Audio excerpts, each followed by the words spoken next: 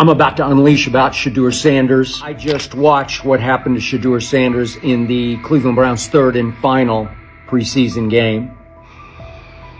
And I'm outraged, I'm sickened, and I'm saddened. By the way, Shedeur continues to be treated in the National Football League now by those sorry-ass Browns and sorry-ass Kevin Stefanski. The Cleveland Browns are once again mishandling a promising quarterback. Skip Bayless criticized the organization for failing to develop Shedeur Sanders and for misusing his skill set. He argued that the team's decisions are undermining Sanders' progress and turning a major investment into a cautionary example. Bayless pointed to inconsistent usage, questionable play calling, and a lack of clear direction as key issues limiting Sanders. He said the Browns need a defined development plan and stronger support if they expect Sanders to succeed. Skip Bayless delivered a direct, critical assessment this week. After seeing Shedeur Sanders in a Browns uniform, he argued that Cleveland is mishandling the quarterback and undermining his development. Bayless said the team's approach shows poor planning and inadequate support around Sanders. He dismissed excuses about strategy and emphasized the need for better coaching, deployment, and protection. In his view, the Browns are setting themselves up for problems before the season begins unless they establish a clear plan for Sanders. Given the team's recent decisions, his reaction is understandable. Cleveland has a history of inconsistent quarterback development. Shedeur Sanders is a premium prospect, the son of a Hall of Famer, a proven college performer, and a widely recognized figure. The organization should prioritize his reps, protection, and a clear development plan, not place him behind Dillon Gabriel as if he were a secondary option. But I'm going to answer this question by saying Shedeur Sanders, and I'm going to tell you why. I think he's being set up to fail. That's right, I'm going to say it. Okay. Here we are on national television, right? There's been 11 practices, if I remember correctly. He's been starting against he's been playing against the third unit. He's fourth on the depth chart. And then suddenly you throw him into the start line, and he hasn't had any reps for the first team at all. Think about that. So you're just going to throw him to the wolves like that, huh? I mean, you know, if he had first team snaps in practice. Yet here we are. Cleveland has one of the most publicized prospects and is handling him like a depth piece. The broader issue is the franchise's long record of quarterback instability and inconsistent development. That history colors every move they make. When the Browns draft a quarterback, fans don't anticipate a long-term answer. They brace for another reset. Shedeur Sanders should be treated as a priority, not as an afterthought behind Dillon Gabriel. Let's give him a chance. Let's give him a chance with the play calling. You know you have an offensive line that isn't playing that well. So what do? Why not just play the short game so he can get the ball out of his hands very fast to run a competent goddamn offense? Outside of that, Shedeur has to be better in understanding that the offensive line that you're working with right now is not adequate. Why not allow the players that are competing for a job, in this instance, Shedeur Sanders, to finish off the 2-minute drill? When Browns fans see another quarterback selected, they brace for another setback. The franchise's recent history, from Johnny Manziel's failed stint to the rocky handling of Baker Mayfield, reflects inconsistent development and short-term decision-making. Against that backdrop, Skip Bayless's reaction to Shedeur Sanders on Cleveland's roster was blunt. He argued the team is already mishandling a premium prospect by treating him as a secondary option instead of a centerpiece for the future. Bayless's position is straightforward. Sanders is not just a name, he brings proven college production, leadership traits, and significant visibility that can strengthen both the offense and the organization's broader profile. Burying him on the depth chart behind Dillon Gabriel signals a lack of a clear development plan and wastes early momentum. Instead, Bayless contends, Cleveland should establish a defined pathway.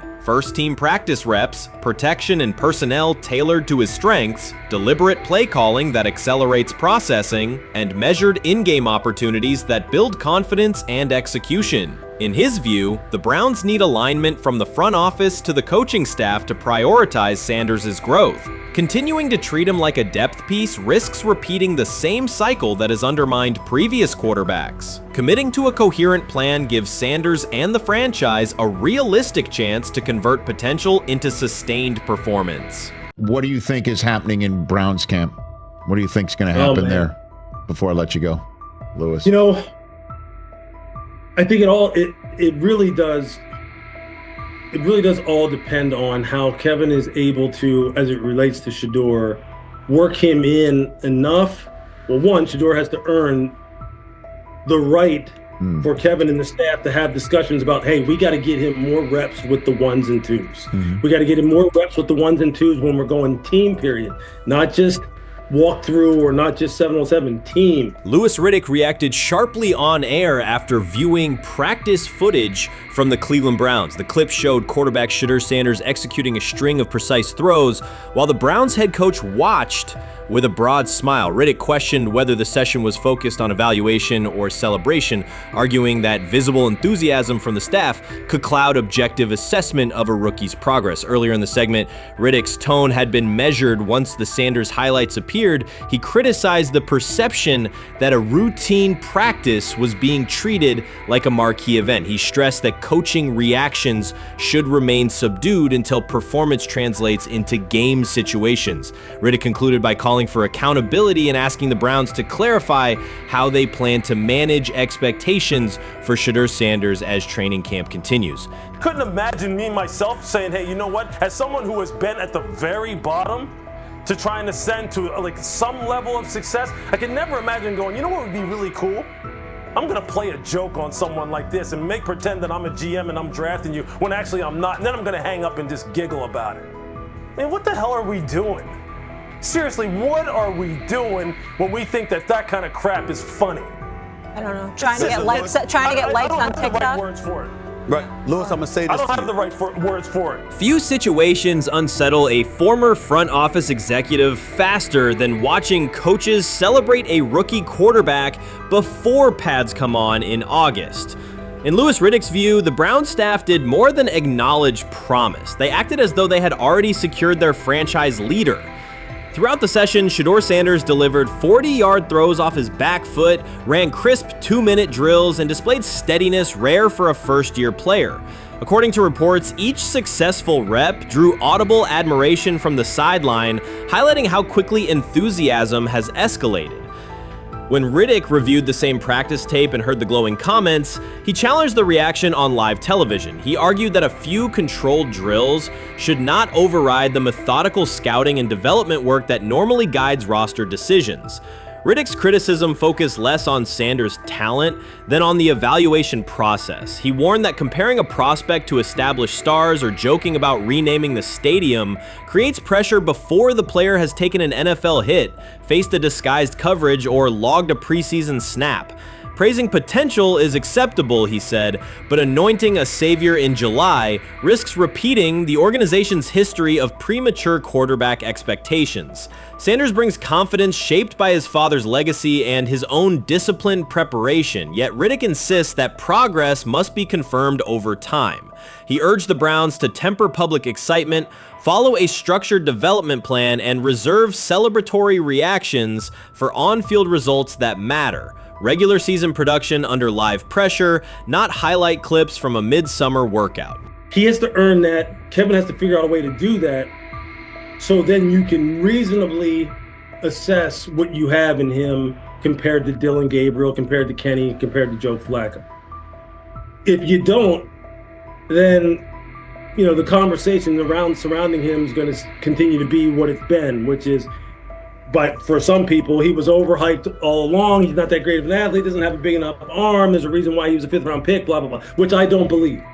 I believe if he is given enough reps, earns enough reps, and then is given enough reps in meaningful situations, He can throw the ball just as good as Joe, if not better, just as good as Kenny, if not better, just as good as Dylan Gabriel. After more than 2 decades in personnel and broadcast analysis, Louis Riddick was dismayed to see a franchise bypass basic evaluation standards after only a series of eye-catching minicamp throws. Reviewing practice footage from Cleveland, he observed Shedeur Sanders drilling 40-yard passes against uncovered receivers and running 2-minute sequences with poise. In Riddick's view, those reps, conducted without pads, contact, or a disguised rush, show arm talent but reveal little about how a rookie handles game pressure. Riddick said the Browns' reaction drifted from objective assessment to outright admiration. Multiple reports indicated coaches were sketching new concepts for Sanders during dinner and referring to dedicated Shedeur packages well before a padded practice. Even the veterans in the quarterback room showed no visible alarm, a sign that staff excitement had already reset the internal depth chart conversation. The analyst emphasized that his concern is not Sanders' skill set. He acknowledged the quarterback's arm strength, footwork, and composure, but rather how quickly the club appears willing to declare him its long-term answer. Riddick cited several past prospects who received similar midsummer acclaim only to stall once real competition began. Given Cleveland's long history of quarterback turnover, he argued the organization should focus on incremental milestones, processing post-snap reads, surviving live pass rushes, and rebounding from mistakes on Sunday afternoons. Riddick urged the Browns to temper expectations and follow a structured development plan so Shedeur Sanders can progress without undue pressure. One coach reportedly admitted he replayed Tuesday's scrimmage film so often that he lost sleep, an anecdote Riddick offered as proof that enthusiasm is already outpacing reality.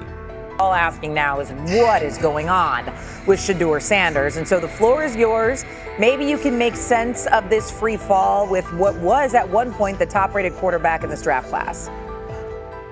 Yeah, see, I think at this point in time, this really isn't a football discussion any longer. This is a personal discussion. This is about it's a fit discussion. It's whether or not teams are just comfortable with everything that comes along with Shedeur in terms of who he is as a person, all the people that are surrounding him in terms of his inner circle, and whether or not teams deem that to be something that they're comfortable with. Right or wrong, that's the only conclusion you can really come to at this point. Louis Riddick voiced an escalating concern during the segment. Having witnessed numerous quarterback setbacks in his career, he worries another may be forming, not because Shedeur Sanders lacks talent, but because the praise around him is growing without restraint. Sanders has simply attended practice, delivered accurate passes, led the huddle, and shown the composure expected of an NFL player. Riddick fears the Browns' reaction, treating routine drills as proof of long-term success, risks setting premature expectations. He cautioned that the organization seems ready to celebrate a franchise savior before Sanders has taken a competitive snap, noting that such early adulation has derailed promising prospects in the past and could impede Sanders' measured development.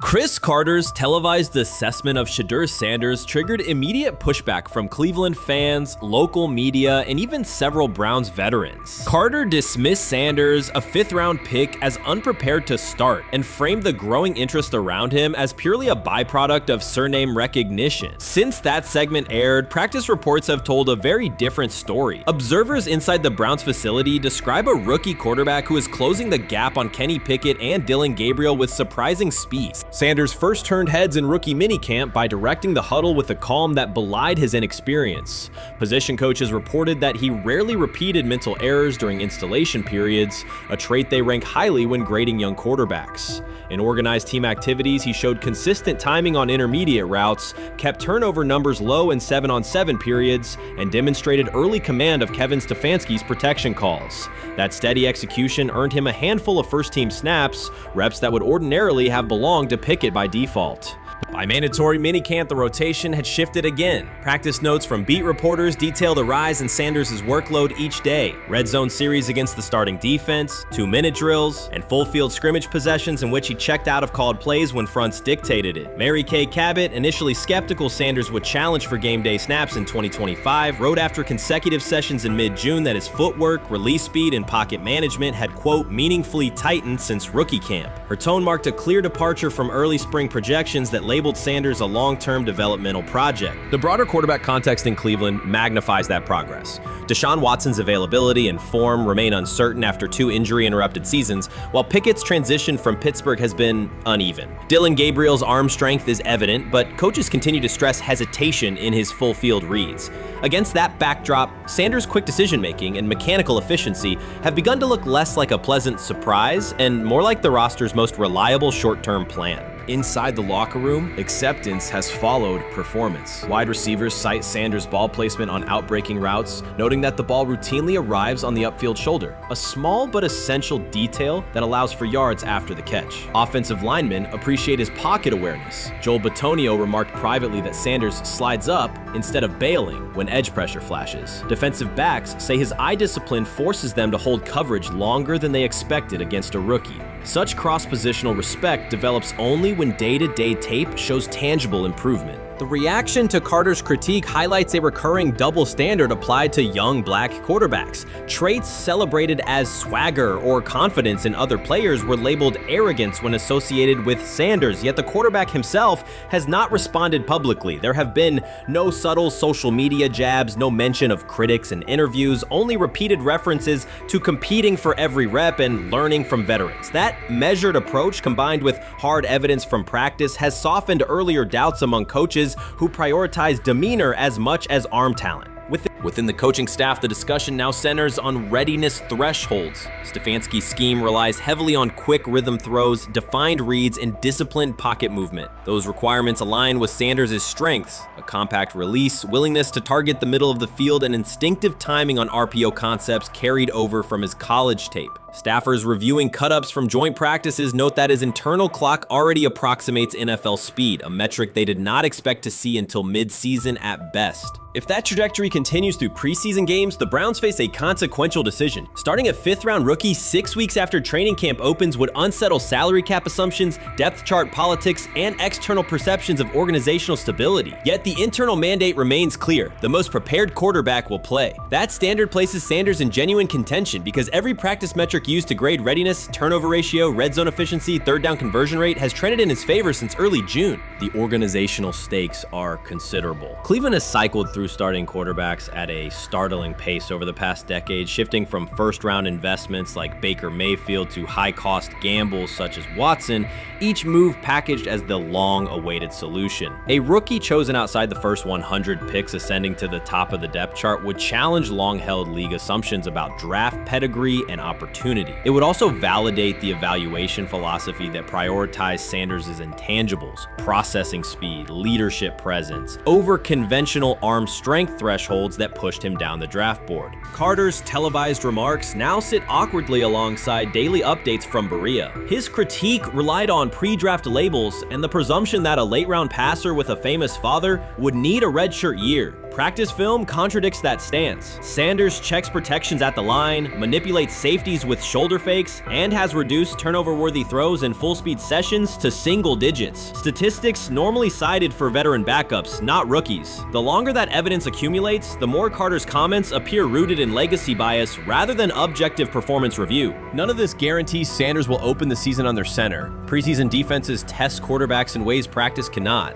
Defensive coordinators will disguise pressure and boundary rotation to force late decisions. Sanders must show he can adjust protections and exploit mismatches without the benefit of a controlled environment. Yet within the Browns facility, the conversation has shifted from if he will be ready to when. Quiet confidence from Amari Cooper and other veterans suggests they believe Sanders can steady an offense searching for consistency more than highlight reel heroics. Sanders' rise also affects long-term roster calculus. If he earns the job and performs competently, Cleveland gains starter-level production on a cost-controlled rookie contract, freeing cap space allocated to other positions. That scenario could reshape roster-building strategy in a division featuring Joe Burrow and Lamar Jackson, quarterbacks whose contracts consume significant percentages of team payroll. A capable, low-cost starter would allow the Browns to reinforce their offensive line and secondary while retaining core veterans, a competitive advantage few teams enjoy.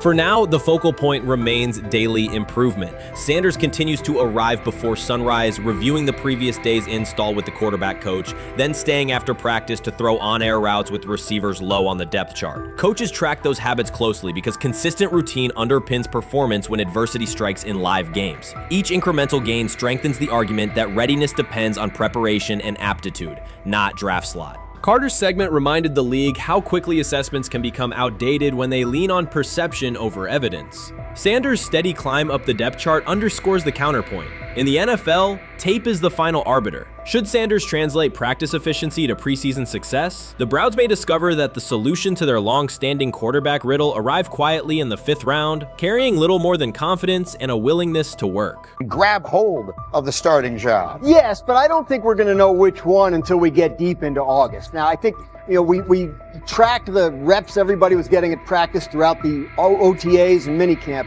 But when you talk to people there, they just want to make sure everybody got what they needed. And that, Kenny Pickett, we find out if he has the goods to be the starter. Joe Flacco, they back him off a little bit. He's 40. He may not need as much. The rookies, Shedeur Sanders and Dillon Gabriel, what do they need to learn to make the transition from the college game to the pro game? That's what the spring was about for the Browns quarterbacks. Now, Shedeur Sanders has moved from social media celebrity to on-field standout, and ESPN now lists him among its first-team candidates. Reactions are split. Some fans are impressed while others are skeptical. Whether this reflects Deion Sanders' long-term strategy or simply Shedeur's rapid development, the story is drawing widespread attention. Here's a look at what led to this moment. They never planned on taking him. The problem is, like Ocho Cinco said, you got somebody that has endeared himself to the locker room. And guess what? The difference between him and Tim Tebow, the biggest one, is he can play. He can throw the ball. Tim Tebow running around being an H-back. He can throw the ball. And he's done everything he needs to do. He ain't saying nothing. He ain't rocking the boat. He ain't mad about the reps. He ain't mad about none of that. All the people out there want to see is this, like Tyver said earlier. We want to see what he can do with Jerry Jeudy. Online reactions are sharply divided. Some fans strongly support Sanders, while others argue he is overrated. Traditional analysts cite statistics and claim his recognition comes mainly from his father's name. Sanders supporters are actively celebrating his rise and already predicting a future NFL career. Sports media outlets have made his candidacy a central topic of debate. The discussion now extends beyond statistics and victories to include his marketability, public image, and on-field presence. Sorry, is Shedeur Sanders going to get a chance to win this job? Do you believe he gets a legit shot to win this job? Listen, I think, first of all, the action's going to really start in training camp. Like, forget all the OTA stuff. You don't win a job in OTA. The real action starts in training camp. And just like Shedeur said, during the mini camp, when it's time to take your reps, you got to make the most of it. Because I think early on, there's going to be a lot. Remember, Joe Flacco didn't hardly practice in OTAs and mini camps because they were giving the young guys. Right. So when he gets his opportunity, he's going to have to make the most of it. Analysts are closely reviewing game footage to evaluate Sanders' decisions and mechanics, while others examine his social media activity to see how he balances content creation with quarterback duty. Shedeur Sanders' placement on ESPN's early first-team list has taken over the college football conversation. Supporters circulate his highlights and argue that his on-field production and leadership justify the honor. Skeptics claim the recognition relies too heavily on his family name and question whether his resume is strong enough for first-team status. Analysts are rewatching game footage to assess his reads, accuracy, and pocket presence, while others examine how he balances a high-profile social media presence with quarterback responsibilities. The debate has pushed other storylines, such as conference realignment and NIL issues, into the background, leaving fans and commentators focused on Sanders' performance, marketability, and overall impact on the sport. I'll keep saying it. I believe Shedeur Sanders should play more games than any other quarterback on this roster this year, because he's the only guy that I look at and say they might have something here. Because I'm telling you right now, they left night one of the draft saying we are taking our quarterback next year. So it's on Shedeur or Dillon or Kenny, probably not Joe, to change their mind. To change their mind. But you got to find out. You gotta find out. Opinions differ on whether Sanders is benefiting from his family name or simply showing real progress, but the attention is undeniable. Social media is flooded with edited images elevating him to legendary status. Critics argue the first-team nod is driven by hype and marketability, while supporters point to his flashes of strong arm talent, field vision, and decision-making. Regardless of motive, the announcement has dominated the football news cycle and intensified debate over how much of his rise is performance-based versus media-driven. Highlight reels rarely show Sanders' turnovers, late-game mistakes, or inconsistent stretches. Being named to a first-team watch list suggests sustained dominance, something Sanders has displayed only in flashes. His selection appears driven as much by brand recognition and media appeal as by performance. ESPN's decision has intensified debate. Data-driven critics post statistics that question his resume, while passionate supporters predict awards and future NFL success. Commentators recall a time when first-team consideration required years of proven excellence. Yet many fans already see the announcement as confirmation that Sanders is on track for major college football honors. Shedeur Sanders has earned first-team reps when training camp commences later in July. I'm not saying he's the first guy up when you do 11 on 11s, day 1, 2, 3, 4, 5 at training camp. I'm not necessarily saying that, but he's the one quarterback that we didn't get a chance to see take reps with the ones. But I think Shedeur has a chance to make this conversation interesting if he gets those reps with the ones and he has the same success that he did with the 2s, the 3s, and the 4s.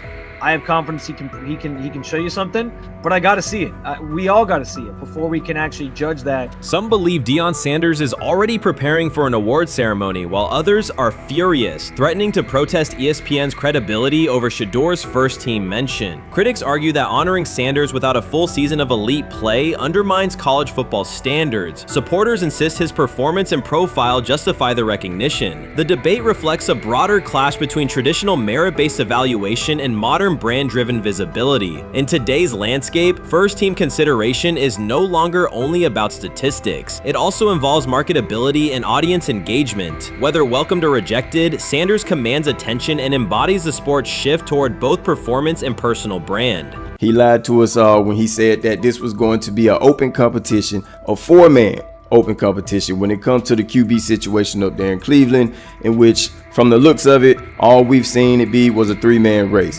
The only people that has been getting reps in with the first team or with the veterans are Joe Flacco, Kenny Pickett, and Dylan Gabriel. We've never seen my boy Shedeur Sanders get a chance to get in. Even with him doing the things that he has been doing up there, he has yet to get in with the... Shedeur Sanders was caught off guard by Coach Kevin Stefanski's recent remarks, which have sparked talk of bringing in another starting quarterback. Commentators are debating whether Stefanski's comments reflect eroding confidence in Sanders or a brief lapse in judgment, but the rookie now faces intensified scrutiny over his role. The Browns, we got an analyst that says that Shedeur Sanders should have some kind of a ban? Banishment of some kind? Come again? Say what? For what? And we've got, this would be more troubling. If I'm a Browns fan, and this is where we're going to start, potential dissension in the ranks of the front office and the coach. And over what? Quarterback. When a program's headline quarterback suddenly becomes the subject of sideline murmurs and quiet searches for replacements, the situation is unmistakable. It's a breach of trust. Shedeur Sanders, the passer who put Colorado back in national conversations with his production and profile, has just received a clear message that his job security is in question. Coach Kevin, the assistant previously considered to be in Sanders' corner, made remarks that ignited speculation about changing quarterbacks. Fans, analysts, and even Deion Sanders are now reassessing the team's unity and its true plan for the position. The comment was no accident. It was a deliberate signal that the staff may soon elevate a backup. For perspective, Shedeur Sanders did not step into ideal conditions last season. He was sacked so often that Colorado could have dedicated a locker to every opposing edge rusher who reached him. Could I possibly go to bat for Kevin Stefanski as a great head coach? No, I couldn't. Could you go to bat against him, saying he's a horrible head coach? No, I can't. I think that's why we fall in the middle. I think that's why in a lot of these discussions, and that's why a lot of the rankings, you see him right now in that 15 to 20 range, somewhere in that middle pack of NFL head coaches. I've said earlier, Kevin Stefanski has already been given more head coaches than any coach I've ever seen in Cleveland. Starting with the decision to move on from Baker and him clearly still having another level to get to in Tampa. Last season, Shedeur Sanders often had to operate behind an offensive line that provided minimal protection, yet he still delivered precise throws and critical drives. At times, he seemed to be carrying a struggling roster almost on his own. Despite the constant pressure, he never complained, never threatened to transfer, and never acted entitled. He remained with Colorado because he trusted the program, trusted his father, and believed in the team's larger mission. That loyalty is why Coach Kevin Stefanski's recent statement that the quarterback competition is wide open struck so sharply. The remark implies that Sanders' starting role is insecure, as though the player who absorbed countless hits while holding the offense together is simply another name competing with walk-ons and first-year athletes who are still learning the cadence. This goes beyond ordinary coach language about fostering competition. It introduces genuine uncertainty about the staff's confidence in Sanders and invites speculation that Colorado is actively assessing outside options through the transfer portal. By characterizing the position as vacant, Stefanski has planted seeds of doubt that could quickly evolve into rumors and undermine the stability of the locker room. I'm sorry, but when it comes to quarterback, I'm going to defer to my head coach, generally speaking, especially one with Stefanski's track record. and how he's viewed across the league. So this is interesting because it tells you Kevin Stefanski's not a Shedeur Sanders guy. And it also tells us who made these picks. Exactly. The Cleveland Browns made a rather awkward decision in the NFL draft, opting to take quarterback Dylan Gabriel in the 3rd round, well before he was expected to fly off the board. Then 2 rounds later, the Browns took fellow quarterback Shedeur Sanders. So what exactly is going on? Discussion has begun about whether Colorado is actively evaluating another quarterback and preparing for life after Shedeur Sanders. Analysts are debating whether Coach Kevin's move is calculated strategy or a misstep that jeopardizes team stability. Sanders remains a top NFL prospect, Deion Sanders' son, and the program's public face. His highlights dominate social media and his jerseys outsell the team's victories, yet he is once again being asked to reaffirm his position. The issue is more than routine roster management. It intersects with the family dynamics that shape the program. By portraying the quarterback job as open, Coach Kevin signals to both Shedeur and Deion that the staff is willing to move on despite Sanders' stature. For Shedeur, sitting through film sessions while hearing talk of potential replacements adds an unwelcome layer of uncertainty to an otherwise proven resume.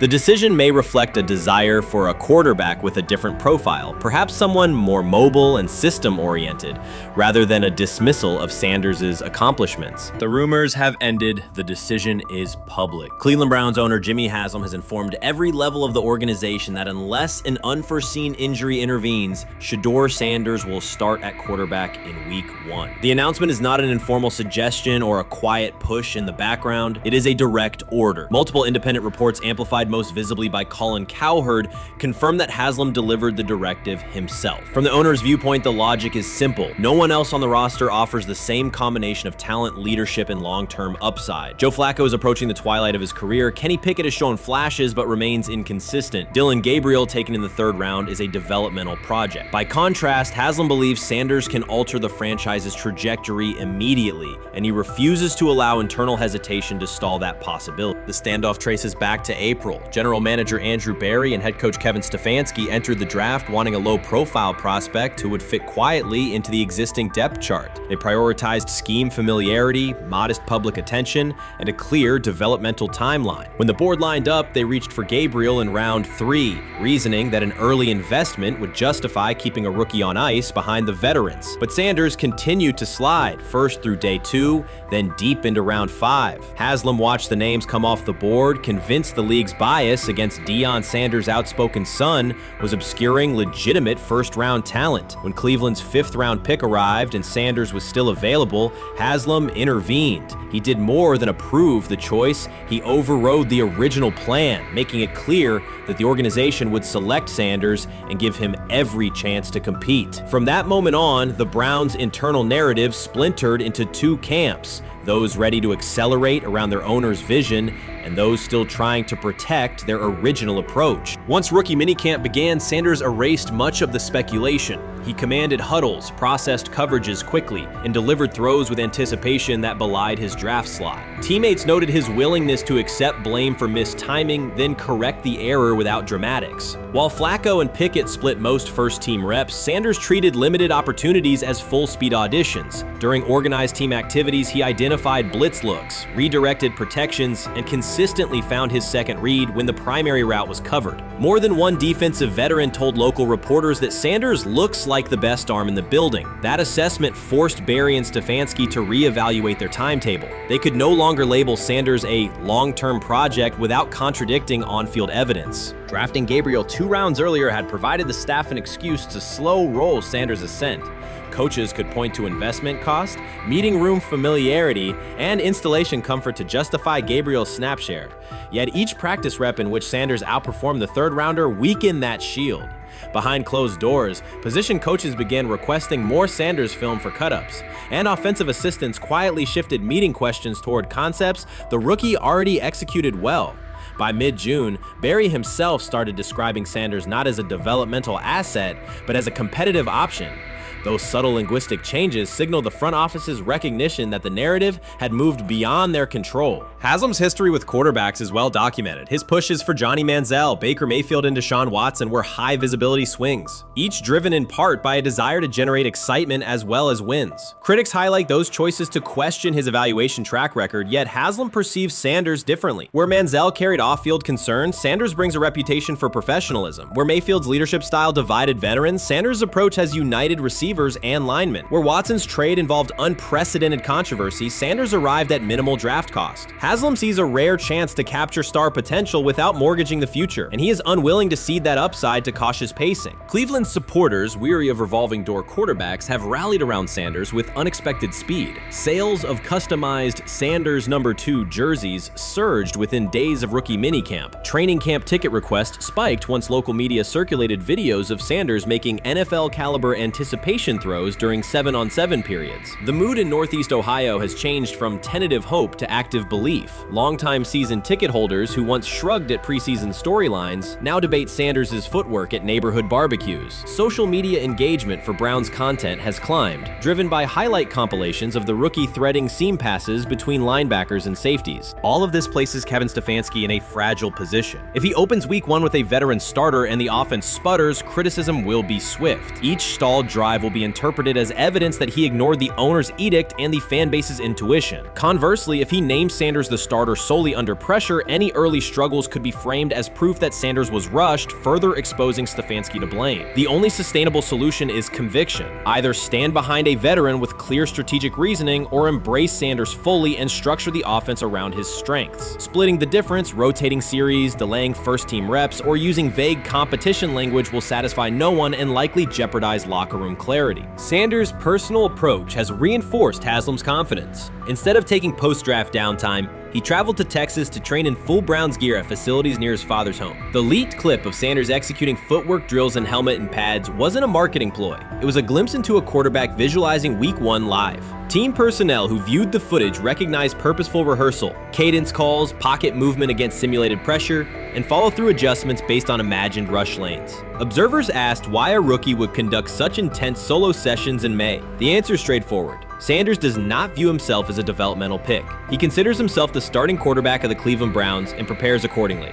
On pure ability, Sanders' arm strength ranks with the league average for starters. His accuracy to the intermediate middle, an area where the Browns' current scheme generates high leverage completions, has drawn consistent praise from receivers. The primary areas still under review are blitz recognition and live bullets and timing on deep outbreaking routes versus press coverage. Those developmental checkpoints are significant, yet daily practice reps show acceleration. In contrast, Flacco's mobility limits the boot action game that Stefanski installed to help Mayfield early in his tenure. Pickett can extend plays, but struggles to attack tight windows between linebackers and safeties, an essential requirement in Cleveland schematics. Gabriel remains an unknown at NFL speed. Thus, the competitive landscape favors Sanders sooner than the coaching staff originally planned. The franchise now stands at an inflection point. Haslam's mandate, the locker room's growing support, and the fan base's enthusiasm all tilt towards Sanders. The front office's earlier strategy, anchored in patience and quiet development,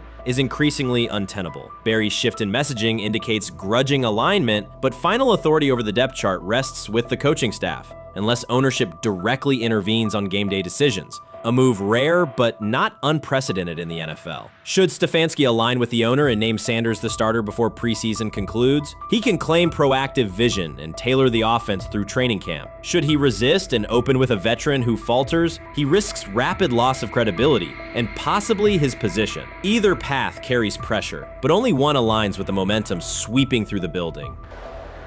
For 2 decades, the Browns have cycled quarterbacks without securing a stable star. Each new hope, whether draft pick or trade acquisition, has collapsed under injuries, inconsistency, or organizational disarray. The possibility that Sanders could finally anchor the position is not merely a football storyline. It is a potential cultural reset for a fan base defined by resilience. Haslam's insistence reflects that awareness. Cleveland needs a leader who can win on Sundays and project confidence every other day of the week. Sanders has shown he can shoulder expectations without retreating from scrutiny. That trait, more than arm talent alone, is why the owner views him as indispensable. Voluntary workouts transition to mandatory minicamp next week. If Sanders receives a substantial share of first-team snaps, observers will interpret it as the staff's acknowledgement that the competition is tilting decisively.